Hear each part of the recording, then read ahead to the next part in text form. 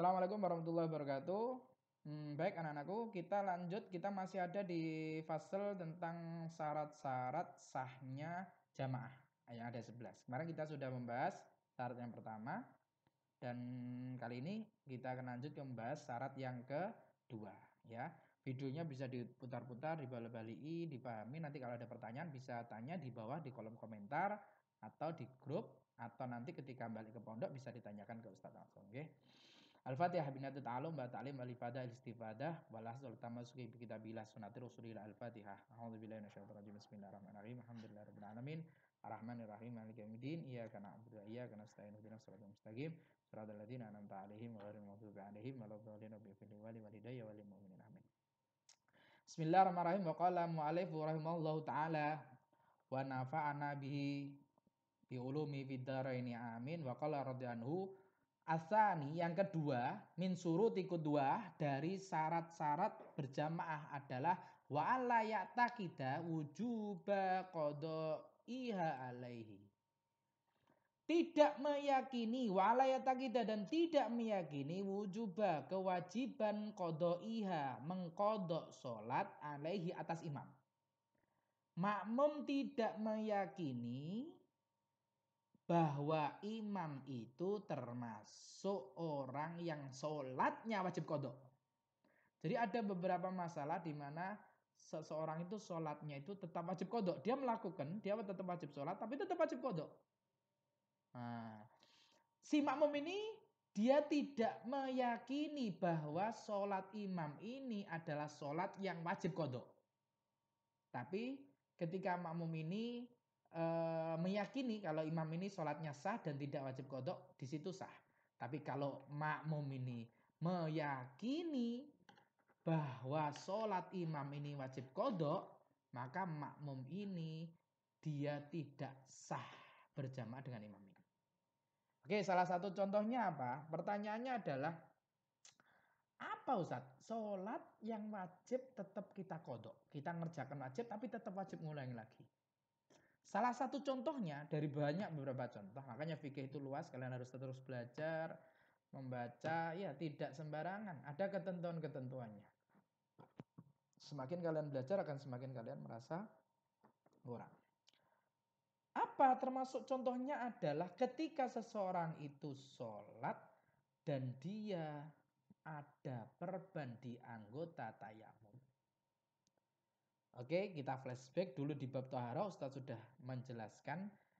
Ketika ada seseorang sahibul jabirah namanya, jabair atau jabirah. Ya. Jadi ketika seseorang itu terluka kemudian dia pakai perban, maka terperinci menjadi beberapa masalah. Masalah yang pertama adalah dia tidak wajib qadha mutlakon. Dia tidak wajib qadha sama sekali. Sholatnya sah, tidak wajib tayamum, dan tidak wajib qadha sholatnya.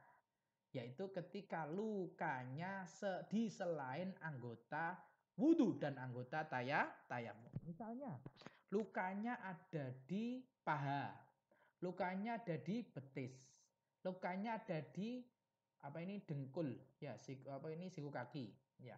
Itu bukan anggota wudhu, bukan anggota wudhu. Lukanya di mana? Di pundak, lukanya di mana? Di leher. Itu tidak mempengaruhi keabsahan wudhu. Itu yang pertama, tidak wajib mengganti dengan tayamum dan juga tidak wajib mengqadha sholatnya. Yang nomor dua adalah wajib qadha mutlakon. Dia wajib qadha, titik. Sholatnya tetap wajib, tapi setelah selesai dia tetap wajib qadha.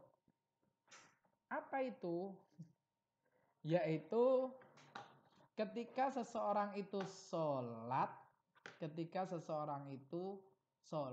atau dia berwudu, dia punya luka dan lukanya ada di anggota tayamum. Ya, ketika seseorang itu ada luka di anggota wudu, maka ditutup di perban. Wudunya tidak sah. Kenapa tidak sah? Karena air tidak bisa menyentuh di anggota wudu tersebut. Misalnya seorang itu luka di jempol kaki. Jempol kaki anggota wudhu, maka wudhunya tidak sah. Kenapa tidak sah? Karena air tidak bisa menyentuh di jempol kaki karena jempol kakinya diperban. Tidak sah wudhunya. Bisa sah wudhunya? Bisa. Dengan syarat apa? Dengan syarat diganti sama tayamum.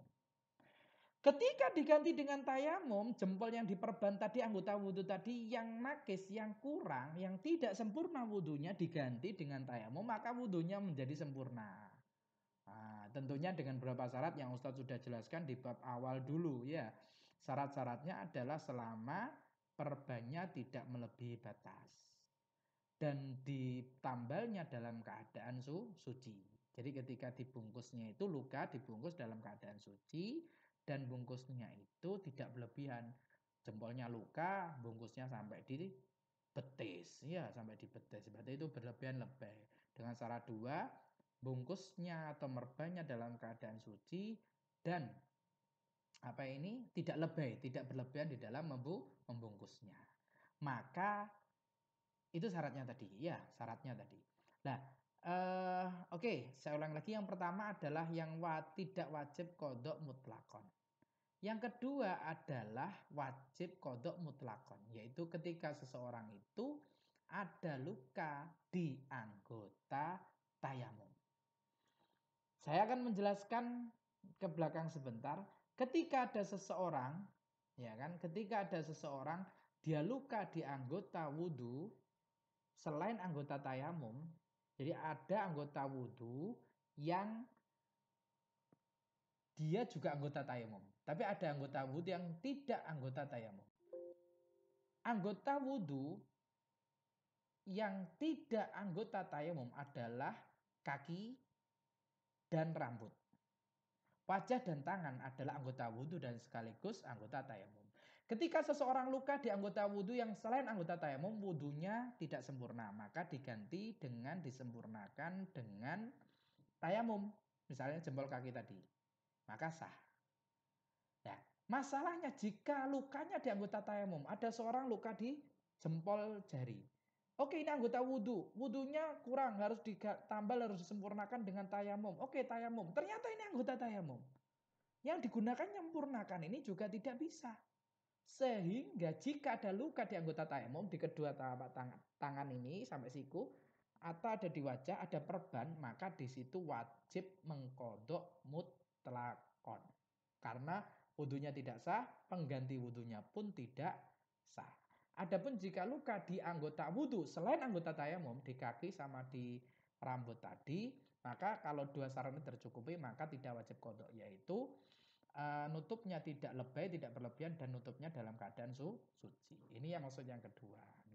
Jadi tidak meyakini kewajiban kodok sholatnya imam atau alih atas imam. Jadi makmum tidak meyakini bahwa sholatnya imam itu wajib kodok. Salah satu misalnya adalah masalah jabirah. Sekian untuk yang kedua, kita bertemu lagi di pembahasan yang ketiga di syarat satu wajib yang kedua.